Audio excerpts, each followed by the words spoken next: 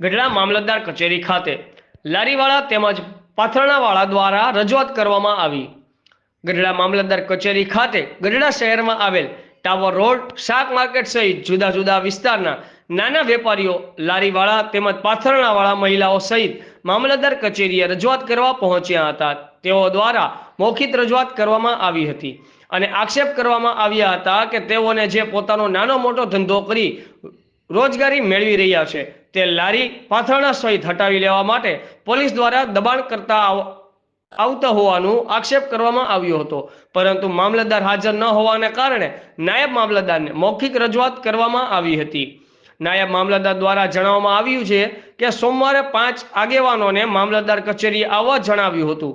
આજ રોજ 100 જેટલા મહિલા તેમજ પુરુષો જે પોતાનો નાનો મોટો ધંધો કરી રોજગારી મેળવી રહ્યા છે તેઓ દ્વારા મૌખિક રજૂઆત કરવામાં આવી હતી। તેમજ કટલેરીની લારી ધરાવતા વ્યક્તિ દ્વારા જણાવવામાં આવ્યું હતું કે અમે મામલતદાર સાહેબ પાસે રૂબરૂ રજૂઆત કરવા આવ્યા છીએ, પરંતુ અહીં મામલતદાર હાજર ન હોવાથી અહીં હાજર અધિકારી દ્વારા જણાવવામાં આવ્યું છે કે સોમવારે આવો એટલે તમારા પ્રશ્નનું નિરાકરણ લઈ આવીએ।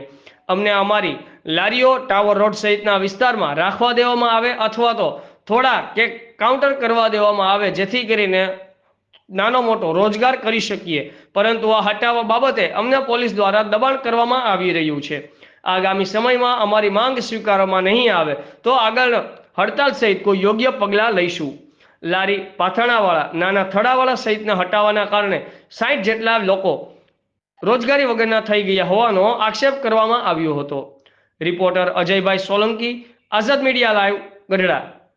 પ્રશ્ન એ છે કે માર્કેટમાં અમને ક્યાંય લારીઓ રાખવા નથી દેતા, એના માટે અમે મામલતદાર સાહેબમાં આવેલ છે। રજૂઆત કરી તમે? રજૂઆત મામલતદાર સાહેબને કરેલ છે અને અમે એવું કહેવા માંગીએ છીએ કે બધાને લારી રાખવા દો। સૌ બધા ગરીબ માણસો છે, 400-500 રૂપિયા કમાઈ અને હવના ઘર ગુજરાન હાલે છે, તો એવી અમારી અપીલ છે કે સાહેબને કે તમે એટલું શાંતિ જાળવક અમને રાખવા દો અને બધાને રોજી રોજગાર મળી રહે, એવી અમારી અપીલ છે।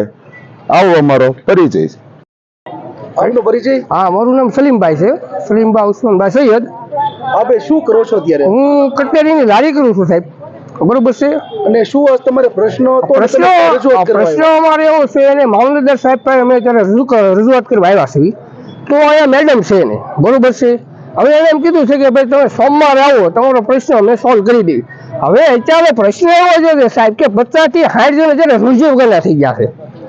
હવે એનું શું કરવું? ગુજરાતી સરકાર એમ કે છે કે ભાઈ અમે તમને રોજી તો આપી નથી શકતા, બસ ભાઈ, બરોબર છે ને, તમે આપી નથી શકતા તો સિલિન્ડર લેવા લ્યો છો, જે છે તમારો પ્રશ્ન શું છે? તમારી માંગ? પ્રશ્ન અમારો એ છે કે લારીઓ રાખવાનો, હાલો અમને લારીઓ ન રાખવા દે, અમે લારીઓ નડતર હોય તો અમે થડા કરી નાખી કાઉન્ટર ઉપર, બરોબર છે। અમે થડા મૂકીને ધંધો કરવા તૈયાર છીએ। હાલો, અને કોણ તમને કોણ કહે છે? અમને દબાણ કોણ કરે? પોલીસ વાળા કરે, બાકી કોણ કરે દબાણ? બીજું તો કોઈ દબાણ કરતું નથી અમને। એ ઘણી કેમ કે છે કામ છે ને ઓલું છે ને, કોઈ તો છે નહીં, છતાં અમને એમ કે ભાઈ તમને પલાણાનું પ્રેશર હોય તમે યાદ આવી।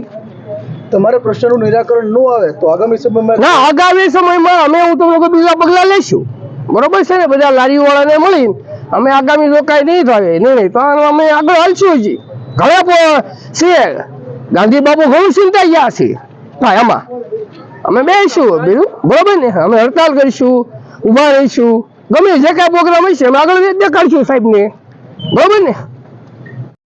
બેન, તમારું નામ? ગજરાબેન। તમે શું કામ કરો છો? કટલેરી વેચીએ। કઈ જગ્યાએ? આ ટાવર પાસે। શું તમારો પ્રશ્ન શું હતો? અમને સાહેબ બેસવા નથી દેતા। શું કહે છે? એમ કે છે કે અમને તમને આ બધું ખાલી કરીને નદી બાજુ વયા જાઓ।